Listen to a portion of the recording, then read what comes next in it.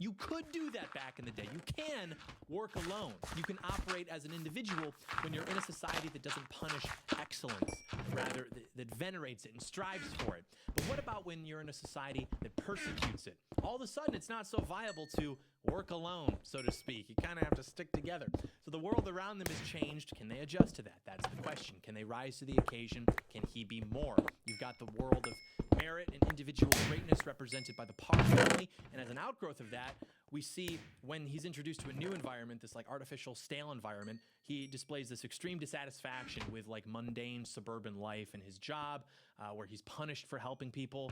Sidebar, this is a very real problem in American society, which we've talked about before. But the trad right does not understand this. They don't understand the problem as well as even this movie does. They would say that Mr. Incredible needs to man up and be content with his cubicle and helping around the house and changing diapers, because that's based. And if he's not, it's a him problem because of his fragile male ego.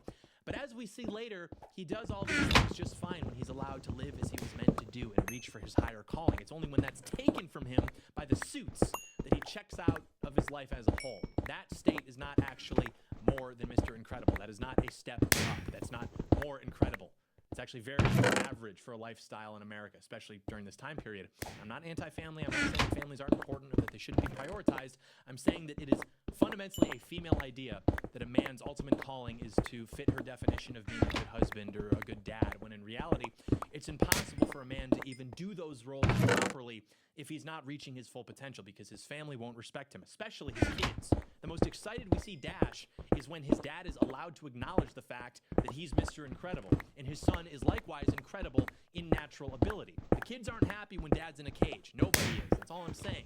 A lot of men fall for this trap, and their families end up not respecting them. The kids have no strong example to follow.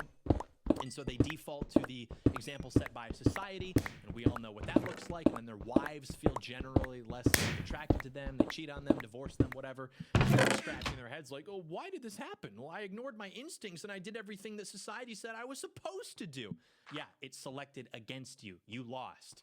Men don't do well when they feel like they left their potential on the table. Okay, you need to achieve a balance, which is difficult, but anything worth doing is going to be difficult. Anything that brings fulfillment is going to be difficult.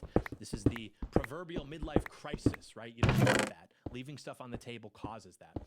And Syndrome, of course, has a role in this, even though we don't learn anything about it in this sequence, but his arc as a resentful mediocrity who wants to destroy the concept of heroism itself by selling like fake powers to everyone, because when everyone's super, this broader societal critique of bureaucratic systems that suppress excellence, such as the government, insurance companies, public opinion, the struggle between natural excellence and enforced mediocrity, or put another way, the suppression of individual greatness in the name of equality and safety, that world of resentment, mediocrity, flattened hierarchies, that is represented by Syndrome as like the ultimate form or maybe avatar of the society that sued its heroes out of existence, the essence of it. He identifies himself quite pretentiously as Mr. Incredible's nemesis, his arch enemy, the ultimate antagonist.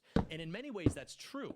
And the supers were defeated and forced to retreat, not because they were defeated in combat or by obsolescence, but because they were forced into submission with documents and procedures and media pressure.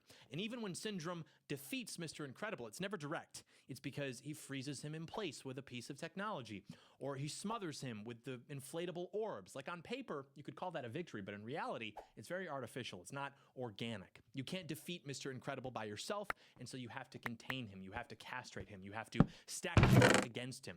We're supers. What could happen? Quite a lot, actually. Apparently, the lion can be caught off guard by the cunning of the fox. Elastigirl, being a woman, is in some way more conscious of this, I think, than Mr. Incredible. It's bureaucratic suppression of individual excellence, whittling it down with procedures and norms until it's just a nub. This is the Longhouse. This is adjacent to Theater Kid-occupied government. It's Tikagian. So, yeah, pretty much right after the wedding, superheroes are sued by the ungrateful masses for doing their job. The super relocation program has overwhelming public support because of the media. The masses get stirred up by the media, prevent good people from doing their jobs, cashing in on any opportunity they can for payouts and hysteria by crying victim, and of course, fundamentally changing the culture through a series of court rulings which restructure the country as a whole. Reading you loud and clear, Mr. Mouse. So Mr. Incredible is now working a desk job for some insurance company. A woman comes in who apparently is the same woman whose cat he saved in the opening sequence, and recognizing that she's in distress, he gives her kind of the inside baseball on how to move forward with her claim in ways that would be beneficial to her.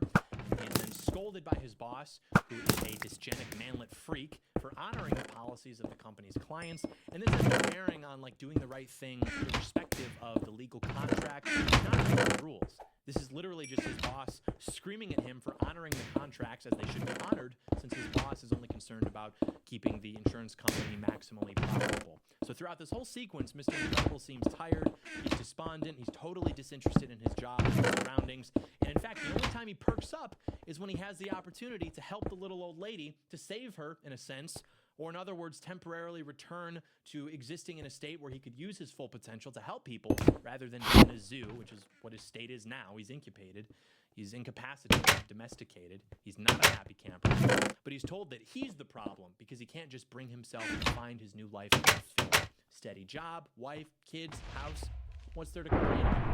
And for the lower orders of the spirit, I'm sure that's a great life. But Mr. Incredible, being Mr. Incredible, needs to reach higher. He's being prevented from doing so by society for the good of the people, as defined by media, lawyers.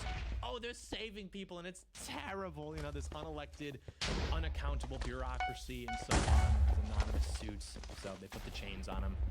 And there's a lot of anchor points for the chains. So now Mrs. Parr has to go into school because Dash is in the principal's office for allegedly putting a tack on the teacher's chair. They caught him on tape, yet he's so fast it didn't even matter. Yet another example of young white male excellence being punished in a classroom setting. So many tales as old as time in this movie. But specifically, it's because Dash has no outlet because he's not allowed to have one. And young men like Dash will typically only display bad behaviors if they have no positive outlet. Like in this case, they specifically are not allowed to have one. And the mom keeps telling him, you know, you're getting in trouble. You need to find a more constructive outlet. And Dash is like, maybe you should let me go out for sports. And it's clear that they've had this argument already 100 times. She says she will not allow it. And her arguments aren't even good. Oh, you're a very competitive boy and a bit of a show-off. That's your reply to him literally telling you that he's only going to be the best by a tiny bit? Like, he's being very forthcoming with his intentions. Him being competitive and a bit of a show-off, if we even concede that those are problematic within their contexts, are both solved by him winning by a teeny bit, which would be so easy to calculate and execute.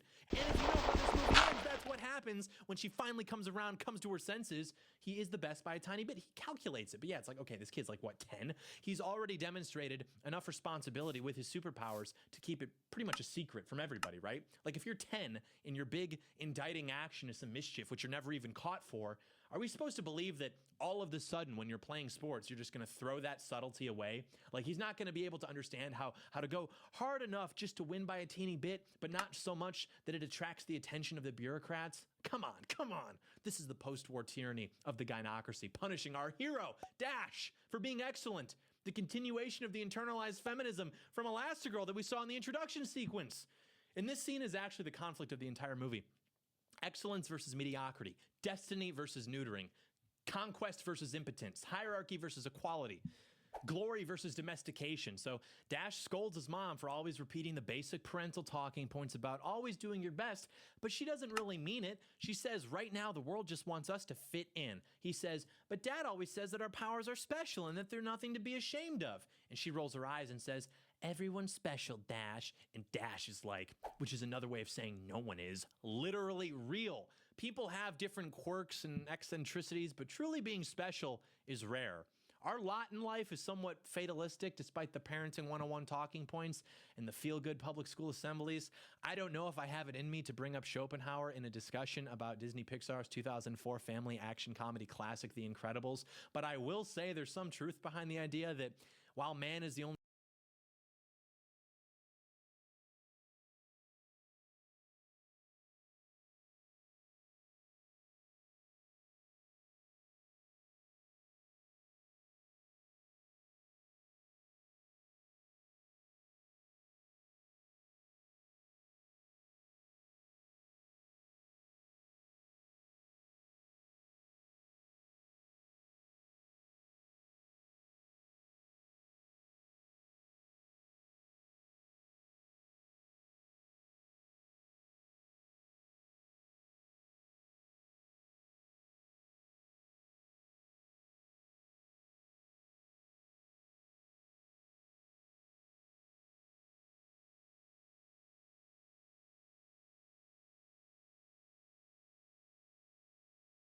in Parenting 101 talking points and the feel-good public school assemblies.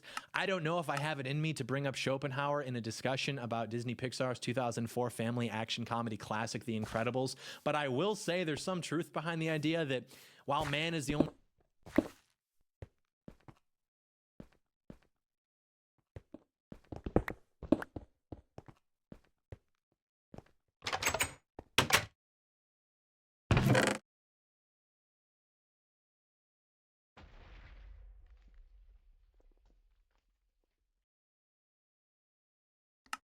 creature who can lay claim to possessing individual character as opposed to just like the generic character of his species, like everything on the planet, cows, blue jays, raccoons, whatever, there's still a respective commonality of mankind, which allows you to pretty much predict what other people's words and actions are going to be in any given situation.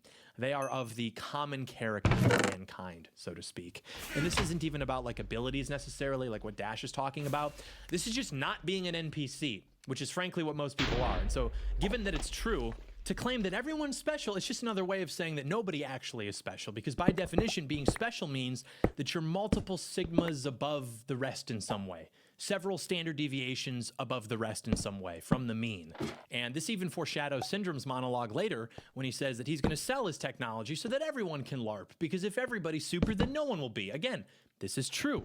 Exceptionality is by definition being an exception to the mean, to the average. Syndrome knows that this is true, and he wants to make it so that everyone's equal because he's resentful and he's not special. Dash knows it's true, and he wants to prevent that from controlling him and limiting his potential because he is truly special. So everyone's seeing the same thing. Everyone knows it's true. It's just a matter of what you want to do next.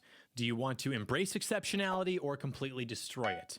So now we're picking up Violet from school. She has a crush on some boy named Tony. Mr. Incredible is now stuck in traffic in his car, comically ill-proportioned to his body. He slips on a skateboard in the driveway, catches his fall by grabbing the roof of the car, which dents it. He's upset. The door's not going to close now.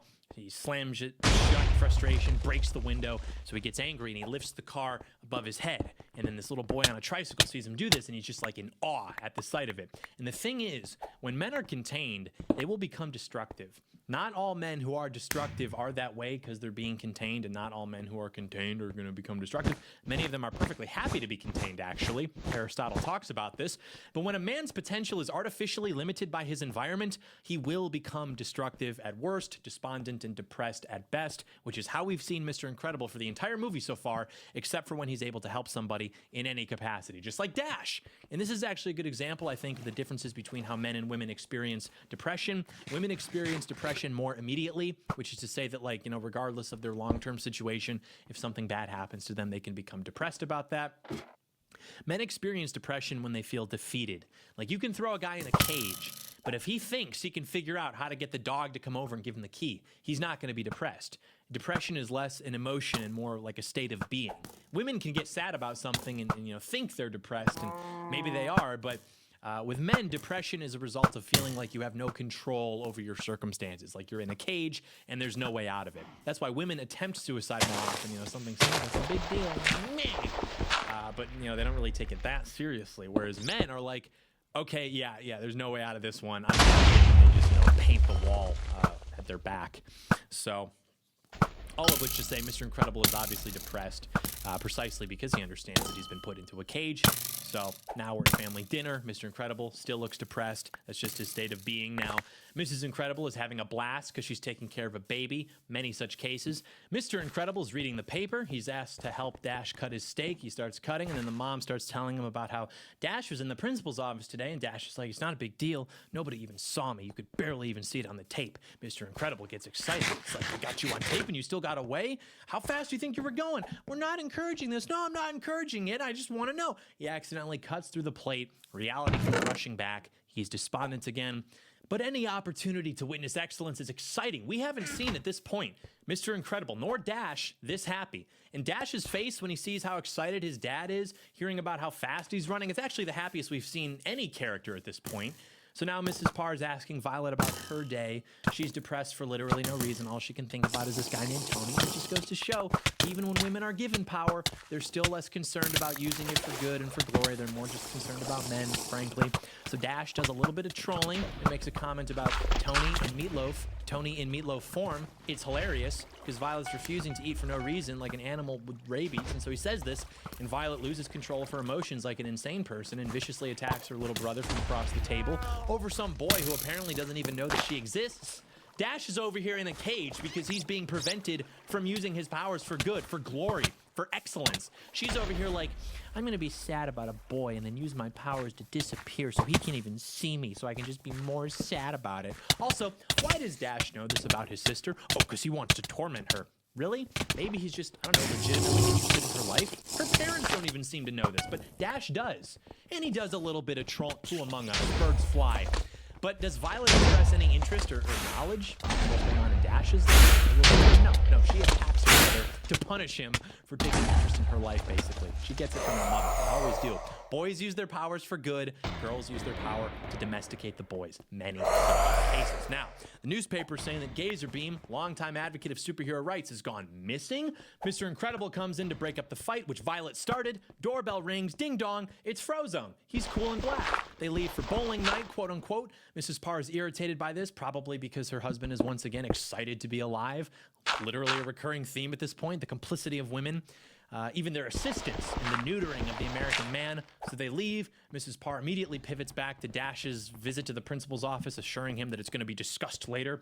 Dash says that he's not the only one to ever be sent to the principal's office. Mrs. Parr says it's different because he has superpowers. It's perfectly normal. Violet cuts her off. What do you know about normal? I'm Violet. We act normal. I want to be normal. The only normal one is Jack Jack. Violet is literally complaining about her gifts.